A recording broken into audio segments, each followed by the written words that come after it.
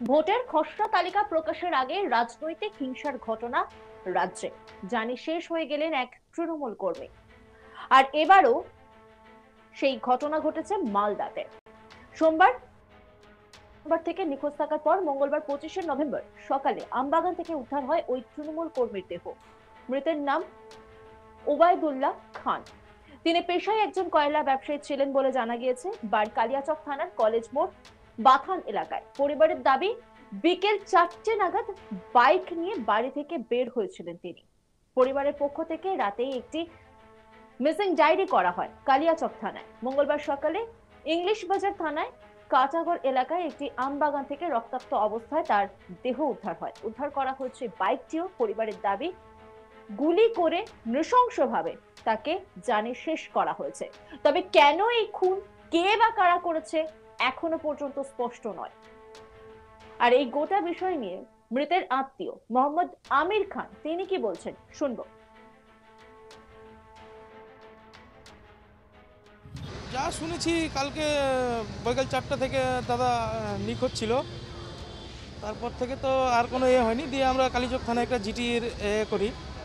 GT করার পর যা হয়েছিল, আমরা মানে আমাদেরকে যেটা কার্তিকবাবু স্যার আমাদেরকে জিটির এটা লোকেশনটা দিয়েছিল, আমরা লাইভ লোকেশনে গিয়ে খোঁজাখুঁজি করেছি। দিয়ে তারপরে আর কোনো খবর পাওয়া যায়নি। 3টা সাড়ে 3টার নাগাদ আমরা বাড়ি ঢুকি। তারপরে সকাল সকাল আবার আমরা থানায় আসি।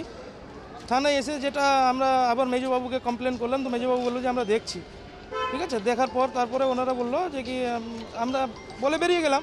তখন স্যার বললো যে কি ঠিক আছে তোমরা চলে যাও। দিয়ে আমাদের অর্ধেক রাস্তাও আমি যাইনি, পরেই আমাদেরকে বলছে যে তোমরা আবার রিটার্ন থানায় আসো। এরকম কেস হয়েছে, ইংলিশ বাজার থানায় আছে। এটা দেখলাম যেহেতু গুলি করা আছে। কোথায় করেছে সেটা এখন বলতে পারছি না। এখন এমনি উনি কয়লার ব্যবসা করতো। তৃণমূল দল না, তৃণমূল সমর্থক ছিল আর কি।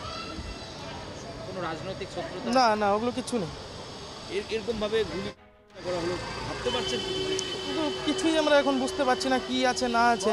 এখন পুলিশের কাছে আমরা যা নিকট বিচারটা চাইছি, যা যা হবে দেখা যাবে। এখন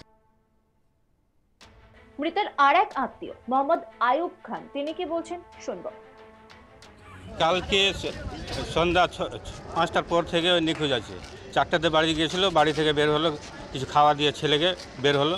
বের হওয়ার পরে আবার কোথায় গেল বলতে পারছি না। 6টার সময় ফোন ধরছি, রিসিভ হচ্ছে, ফোন তুলে না। আজকে দেখলাম হয়েছে। বলছি আপনার নিখোঁজ কবে থেকে ছিল?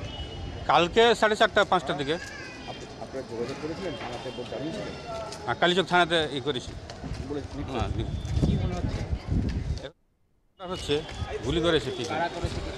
না, ওইটার সমস্যা আমরা করতে পারবো না।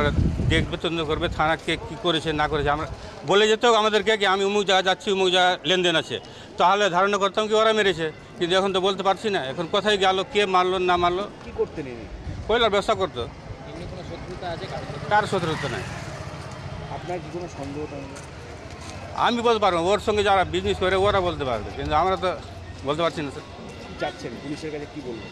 হ্যাঁ, কি চাচ্ছেন? তদন্ত হোক, পুলিশ তদন্ত করুক, তদন্ত হোক, কে মেরেছে কোথায় মেরেছে। মৃতের আর এক আত্মীয় আবামিন শেখ তিনি কি বলছেন শুনবো। আমরা জানতে পেলাম রাত্রেবেলা যে পাওয়া যাচ্ছে না, কোনো খোঁজ খবর নেই, ফোন ধরছে না। তারপরে আমরা কালীচক থানা গেলাম, ওখান থেকে পুলিশকে জানানো হলো, পুলিশ আমাদেরকে লোকেশন বের করে দিল। তারপরে আমরা ওদিকে খোঁজাখুঁজি করলাম। তার মধ্যে সকাল ভোর 4টা পর্যন্ত আমরা খোঁজাখুঁজি করেছি। তারপরে সকালে আমাদের কাছে কল যাচ্ছে কি বডি পাওয়া গেছে, ইংলিশ বাজার থানা থেকে কল যাচ্ছে। তারপরে আমরা গেলাম, তো ওখান থেকে বডি তুলে নিয়ে চলে এসছে। তারপরে বলছি হসপিটাল নিয়ে চলে গেছে। কীভাবে পেয়েছি? বডি দেখে বুঝতে পারছে পিছন থেকে গুলি করেছে, পিছন থেকে মাথায় গুলি করেছে। কোনো দল করতো এই? না, কোনো দলের সঙ্গে জড়িত না, কিন্তু তৃণমূল কর্মী, ব্যবসায়িক, কয়লা ব্যবসায়িক, এমনি পেশায় কয়লা ব্যবসায়ী, ইট ভাটা আছে। কেন? মৃত তৃণমূল কর্মীর পরিবারের সঙ্গে দেখা করেন জেলা যুব তৃণমূলের সভাপতি প্রসেনজিৎ দাস ও রাজ্যের মন্ত্রী সাবিনা ইয়াসমিন। কি বলছেন মন্ত্রী শুনবো।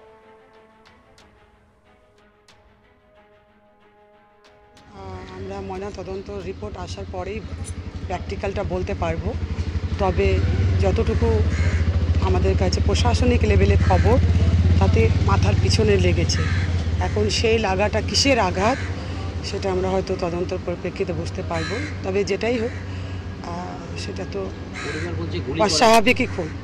পরিবার তো দেখুন, যার হারিয়েছে সে তো বলবেই, বা গুলিও হতে পারে, কিন্তু আমি একটা দায়িত্বপূর্ণ জায়গাতে বলতে ওটা পারছি না যে কি হয়েছে।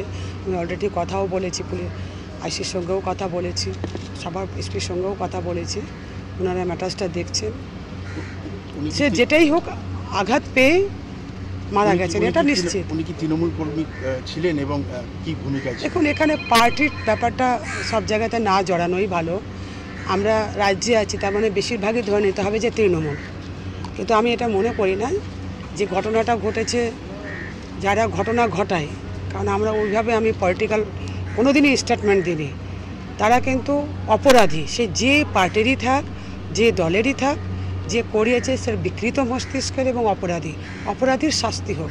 এখন আমি বিজেপির মতো মাঠে নামতে পারবো না যে দেওয়া হলো, এটা করে দেওয়া হলো। অপরাধী, তার কোনো পলিটিক্যাল রং হয় না, তারা পলিটিক্যাল আশ্রয় নেয়। ফলে যেই এই ঘটনাটা ঘটিয়েছে, আমরা কড়াভাবে এটা তদন্ত করে শাস্তি আমরা দাবি করছি। জানতে পারলেন মানে কেন মারা হয়েছে? আমরা চেষ্টা করছি। আমি অনেকক্ষণ ধরে পুলিশের সঙ্গেও কথা বলেছি, পরিবারের সঙ্গেও কথা বললাম, এবং আমার ওখানকার যারা নেতৃত্ব আছে তাদের সঙ্গেও কথা বলে আমরা জানার চেষ্টা করছি। কিন্তু খুব ভালো ছেলে, ওর সঙ্গে যে কারোর বিবাদ ছিল সেরকম এখনো পর্যন্ত উঠে আসছে না। কি মনে হচ্ছে রাজনৈতিক? দেখুন, বুঝতেই পারছি না যে এরকম টাইপের আমি রাজনৈতিক হয়তো রাজনৈতিক আমার পলিটিক্যাল ফায়দা হবে, বাট আমি চাইছি না, এটার তদন্ত উঠে আসুক, প্রকৃত যে অপরাধী সে যেন উঠে আসে। দিদি, মালদায় একের পর এক তৃণমূল কর্মীদের উপর আক্রমণ, পুলিশের ভূমিকা কি দেখছে? দেখুন, পুলিশের কাজ করছে। আমরা চাইব যে একটি লোকও যেন অস্বাভাবিক মৃত্যু না হয়, একটি লোকেরও। বিষয়টি নিয়ে সরব হয়েছে রাজ্যের প্রধান বিরোধী দল বিজেপি নেতা বিশ্বজিৎ রায় কি বলছেন শুনুন। গতকাল কালিয়াচকে একজন তৃণমূল কংগ্রেস কর্মী নিখোঁজ হয়ে গেছিল। আজকে দেখা গেছে তাকে মৃত অবস্থায় পাওয়া গেছে। তার বাড়ির লোকের অনুমান যে তাকে গোটা পশ্চিমবঙ্গ জুড়ে তৃণমূল কংগ্রেস এক জঙ্গল রাজ সৃষ্টি করেছে, এবং এই জঙ্গল রাজ সাধারণ মানুষকে সন্ত্রাস থেকে শুরু করে ভীতস্তম্ভিত করে দিয়েছে। তাই সার্বিকভাবেই আমরা ভারতীয় জনতা পার্টি বলতে চাই যে তৃণমূল কংগ্রেসের এই জঙ্গলরাজ অপশাসনের বিরুদ্ধে সাধারণ মানুষ যেমন গর্জে উঠেছে, ভারতীয় জনতা পার্টি কিন্তু সার্বিকভাবে প্রত্যেকবার সোচ্চার হয়েছে। অন্যান্য খবরের আপডেটের জন্য অবশ্যই নজর রাখুন আজ তাক বাংলার ইউটিউব স্ট্রিমিংয়ে। লাইক, কমেন্ট, শেয়ার এবং সাবস্ক্রাইব করতে ভুলবেন না।